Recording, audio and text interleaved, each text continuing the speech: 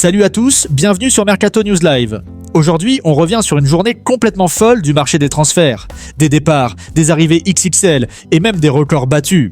Restez bien jusqu'à la fin, car on va parler de Donnarumma, Rabiot, Asensio, Isaac et bien d'autres. C'est parti. On commence avec les deals 100% officiels. Marco Asensio quitte le Paris Saint-Germain pour s'engager définitivement avec le club turc de Fenerbahçe. Le joueur a reçu l'autorisation du PSG pour se rendre à Istanbul afin de passer sa visite médicale. Cette opération s'inscrit dans la stratégie du PSG de dégraisser son effectif. Le montant du transfert est estimé à environ 8,5 millions d'euros. Adrien Rabiot, lui, rejoint l'AC Milan pour 10 millions d'euros. Contrat de 4 ans où il retrouve Massimiliano Allegri. La Juventus boucle l'arrivée de Loïs Openda, prêt avec obligation d'achat pour environ 40 millions. Et énorme bombe en Premier League.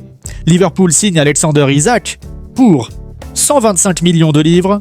Un transfert record pour les Reds qui s'assure être un buteur pour les 6 prochaines saisons. Donnarumma à Manchester City. Le gardien international italien quitte le Paris Saint-Germain pour l'équipe de Pep Guardiola. Le montant du transfert est estimé à environ 25-30 millions d'euros. Donnarumma a déjà passé sa visite médicale et a signé un contrat à long terme avec le club anglais. Ederson à Fenerbahçe. Le départ d'Ederson a été la condition préalable à l'arrivée de Donnarumma. Le gardien brésilien a été vendu à Fenerbahçe pour un montant estimé entre 13 et 14 millions d'euros. Il s'agit d'une fin de chapitre pour Ederson, qui a passé 8 saisons couronnées de succès à Manchester City. Anthony quitte Manchester United pour le Real Betis, 22 millions plus bonus.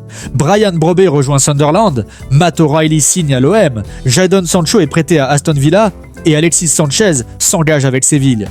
Newcastle recrute Yohan Wissa pour 55 millions et RB Leipzig signe Konrad Harder pour 26 millions. Bref, pluie d'officiels aujourd'hui. Mais ce mercato, ce n'est pas fini.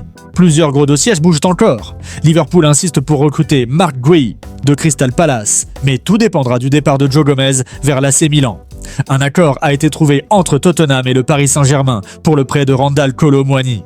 Le joueur, qui a voyagé à Londres pour passer sa visite médicale, va rejoindre les Spurs pour le reste de la saison. Le deal est un prêt simple, et il a été rapporté qu'il n'y a pas d'option ou d'obligation d'achat incluse, bien que certaines sources aient mentionné une clause non obligatoire. Le PSG a accepté la proposition de Tottenham car Kolo Muani souhaitait ce transfert, n'étant plus dans le projet de son club d'origine. Pour Tottenham, l'arrivée de Kolo Muani offre une solution à l'absence de l'attaquant Dominique Solanke, blessé.